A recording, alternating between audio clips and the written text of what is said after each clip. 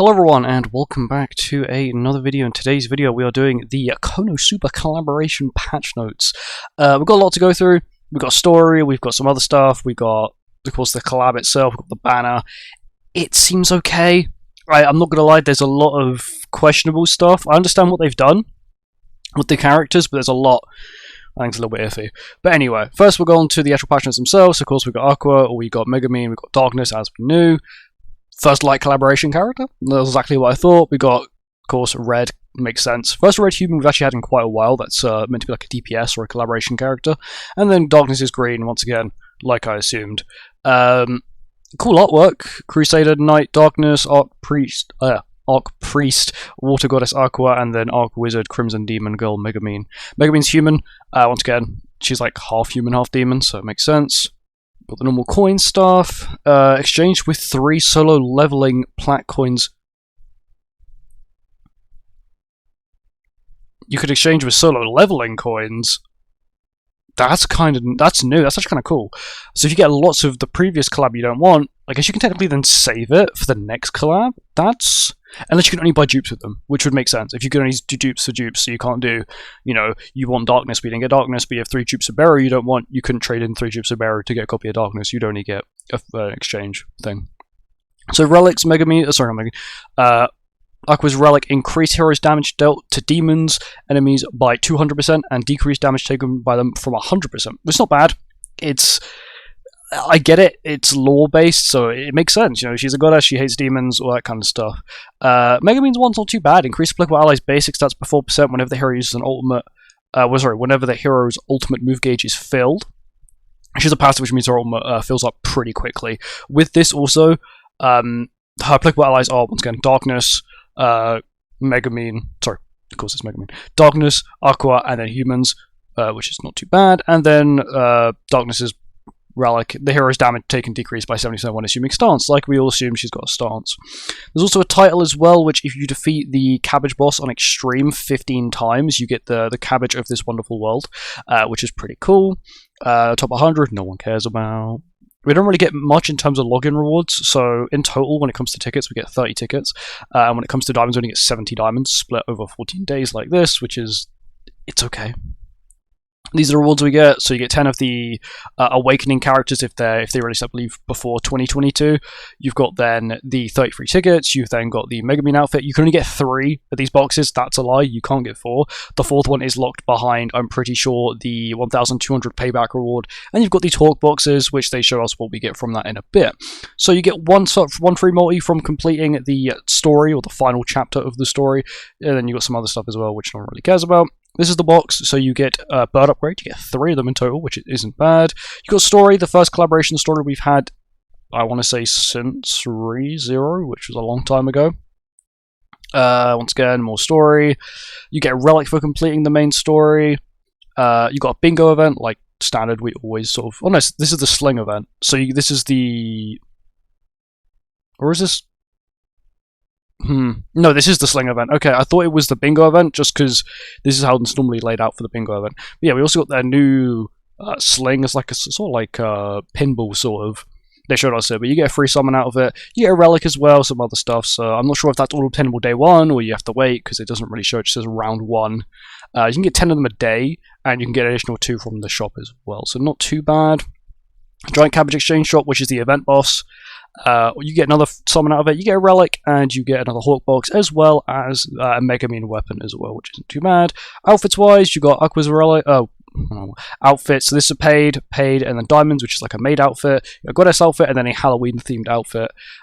For Megumin, you've got, once again, her free outfit, which you can get rid of in the challenges, another paid outfit, which is like a scientist one, and then another sort of Halloween-y style, I guess, themed one. And then we got, for Darkness, we got a maid one, the Latino one, which is, if you watch the anime, is like, she's royalty, basically.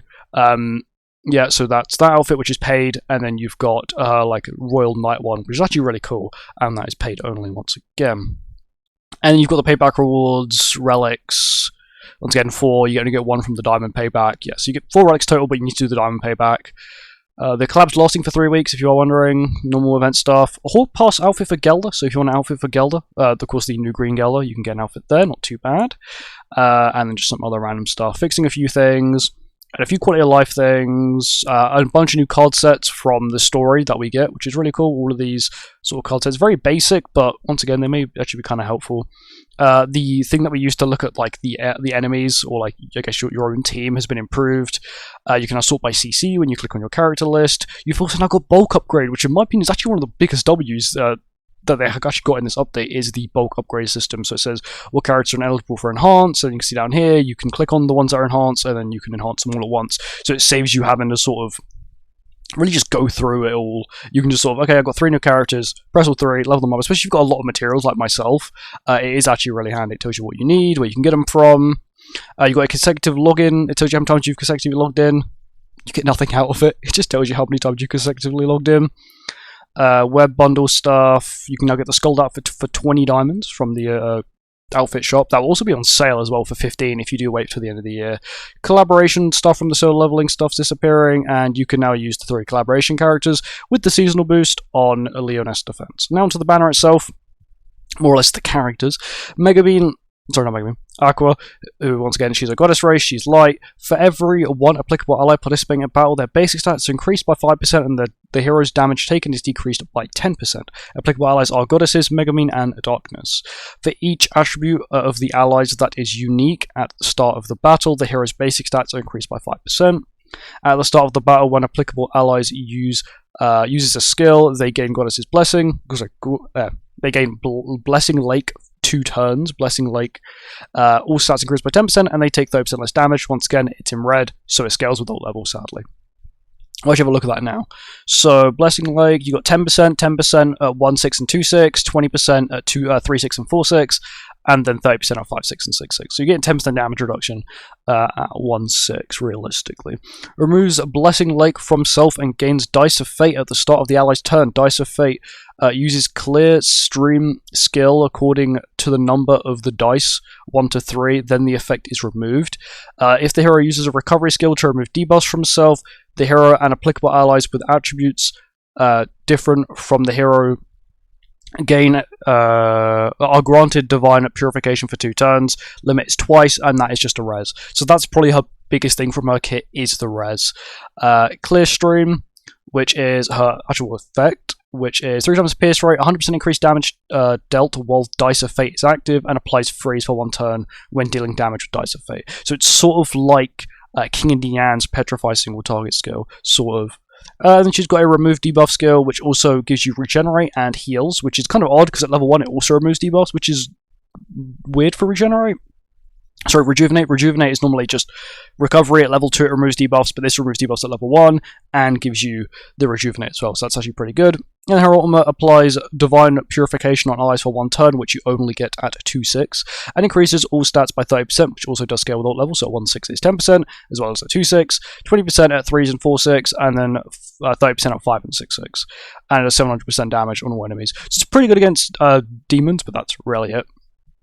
Megamine, she is human, so for every 1 applicable ally participating in battle, all stats of the hero are increased by 5% and the damage taken is decreased by 15%. Megamine has a massive kit, by the way, we're going to be here for a while. Gains Crimson Demon Tradition for 3 turns at the start of the battle, which is an attack-related stat boost of 10% for each elapsed turn, resets attack-related stats and reapplies the effect when removed, so it's actually not too bad. You get 10% until it stacks out, which I believe it doesn't actually state how many times it takes till it stacks out. Normally it says up to 3 times, but it doesn't say that. My guess is it means every 3 turns, so you're constantly, after 3 turns, got a 30% attack-related stat boost, which is sort of like what Nalzian's does for your entire team. You also got gains magic deployment for 2 turns at the start of the ally's turn, limit is once. Magic deployment immune to ultimate move gauge decretion, fills the ultimate move gauge 1 orb when the hero uses a skill, so you get an additional orb, so playing a skill actually gives you 2 ult gauge now, for that 2 turns, which is not too bad. If the hero has kept the ultimate move for 1 turn at the start of the ally's turn, the hero gains Mighty Explosion for 3 turns. Mighty Explosion gives you a 30% attack-related stat boost and ultimate move damage increased by 200%. As you can see, it's red, so what's the scaling like? Okay, you don't even get the damage increase unless you are 2/6. So you need to be 2/6 to get the damage increase. If not, you do not get the damage increase, which is kind of sad. Increase the hero's damage dealt to enemies who have their ultimate by 100%. Once again, at 1/6 it is 50% instead of 100%. If the hero's HP has become 0, all of the hero's ultimate move gauge orbs are consumed to heal the hero to 100% of max health. The limit is once, so you get like a full heal once. I don't think you need max health gauge. It just consumes all your orbs and you get a revive of full health, which is okay. Especially with her gimmick, it does make sense. So she has a remove. Oh, it's actually power strike. I didn't realize it's power strike. Remove stance on one enemy and has a power strike skill. I'm pretty sure it's also like that at 1/6, or it's at least power strike at 1/6. So remove stance is pretty broken. Once again, you've got Megamine, who's not Megamine, Darkness, who's of course got a stance, who's new with this update, and then you've got Skull as well, who's currently meta, so it is also pretty handy there. And then you've got her other skill, which inflicts blowout damage equal to 400% of attack of all enemies, causing explosion after 1 turn. Blowout has 2 times crit chance and a 60% crit damage boost for every orb in the target's move gauge, which is kind of crazy, up to 5 times, so that could be a 300% crit damage boost. An explosion, additional damage equal to 200% of the damage dealt after a certain number of turns. Once again, why doesn't it state how many turns? My guess is 1 turn. I don't know why it says a certain amount of turns, unless of course it does change with ult level. So maybe, you know, with a silver skill it takes 2 turns, and with a bronze skill it takes 3 turns. Not along the lines of that. That's the only way I could see them putting a certain number of turns. Then her ultimate, which as you can see has a crazy multiplier, removes buffs and stances from all enemies, inflicts damage equal to 1000% of attack, removes 1 orb from the ultimate move gauge of the enemies with 4 or more gauge orbs, then becomes Drain. Drain disables skills other than the ultimate move, so she becomes basically disabled until you get her next ultimate. Additionally, fills the hero's ult gauge, so whenever you move your ult you get an additional orb or combining, so that's pretty good. And then removes Drain from the hero when she pops the next ultimate. This was more of a lore based one, so when she gets into this form, she's on Kazuma's back, and then Kazuma uses Drain Touch, as you can see here, it says there, and then she goes back to normal form. The ultimate does scale heavily, so at 1/6 is only 500%, whereas 6/6 is 1000%, so that's a very pay-to-win ultimate. Then you've got Darkness, who is sort of the most odd character in this collab in terms of her kit. She does 0 damage, like, genuinely. She can't deal even a point of damage, which is kind of crazy. So you've got a few things that scale in her kit, which aren't too bad, but her kit itself isn't too good. For every 1 applicable ally participating in battle, the hero's defense-related stats are increased by 20%, and the max HP increased by 15%. Of course, applicable allies are humans, Aqua, and Megabeam. Gains Decoy, 1 star at the start of battle, so she gains her stance for 1 turn at the start of the battle. Gains Noble Sacrifice for 3 turns at the start of the battle. Noble Sacrifice is a 30% defense-related stat boost and a 50% damage taken reduction for allies, and another 20% less damage taken for herself. That does scale with ult level. Being at 30% at 1/6. 2/6 is 40%, all the way up to 5/6, and then 6/6 is 50%. And then you've got probably her craziest bit, which is the heal. So you've then got, when taking damage gains Divine Pain. At the start of the battle, Divine Pain increases the hero's defense-related stats by 10% up to 50%, which is crazy. That is an infinite thing. So she guaranteed gets 50% attack-related stats after she gets hit a few times. Bear in mind, she gets a lot of defense-related stats from that as well. She's going to be really bulky.